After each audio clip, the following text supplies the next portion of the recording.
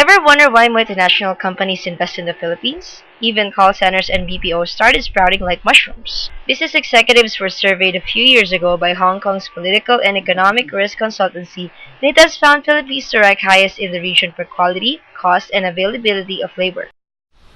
Aside from a low hiring ratio, which is only about 8 out of every 100 applicants, the call center industry continues to suffer from a high attrition rate of 57%, according to the Contact Center Association of the Philippines.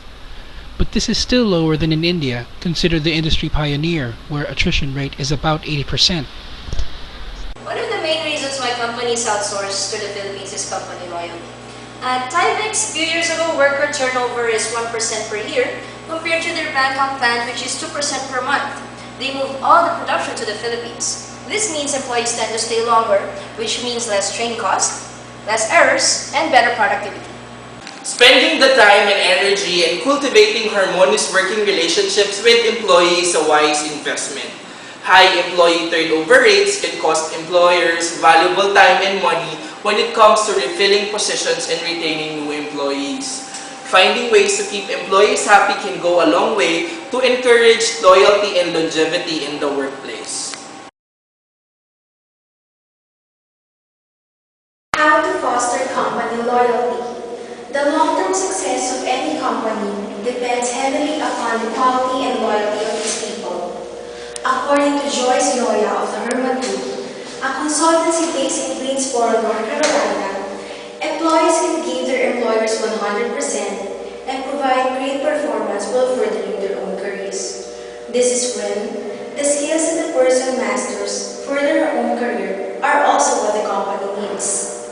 In addition, according to Scott Volkskrant Wheeler Research, the best kind of loyalty is when both parties are benefiting.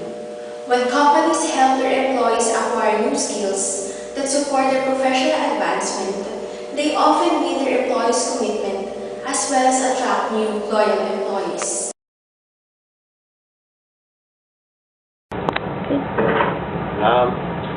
From a management standpoint, more often than not, it's absolutely vital to have the employee loyal to the company and loyal to the company's aspirations and dreams. There are some certain levels of employees. Some employers can actually totally disrupt the company and totally mess up the brand image or something like that if they're high enough up. Obviously, as you come down through the ranks, people can't really affect the overall vision of the company by other people unless they're directly related to sales, customer service, and kind of things that clients are looking for. I would say that overall, if one takes the whole thing overall, it is absolutely vital to have internal loyalty to the vision of where the company is going. Now, whether this is always achieved depends on the manager, because sometimes people may be loyal to the company but not loyal to the manager, and therefore that spills over into their negging up the company. So sometimes you've got to look at both sides of the thing and see whether they're actually against the company or they're against the manager. Big companies can survive unhappy employees, but most companies need the employees to be behind the whole idea and to be behind the vision, the company vision. If they can be behind the vision, then I think they're okay.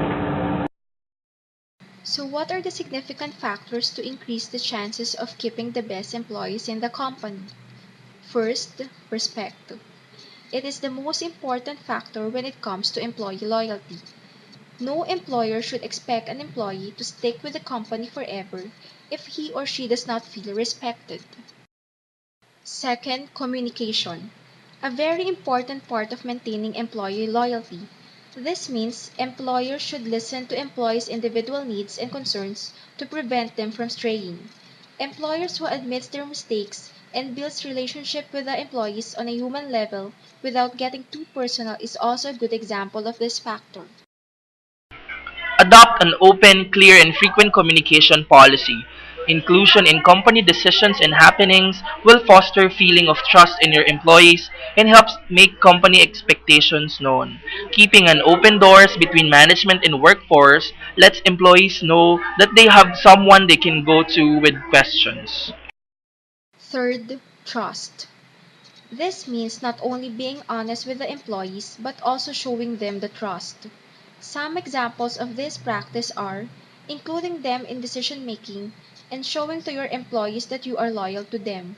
Remember, never belittle or criticize an employee in public. Lastly, appreciation. Employees want to feel their employer's recognition. When employees feel appreciated, this increases or boosts their morale, and they are most likely to continue doing or performing the good job because they are motivated to do so.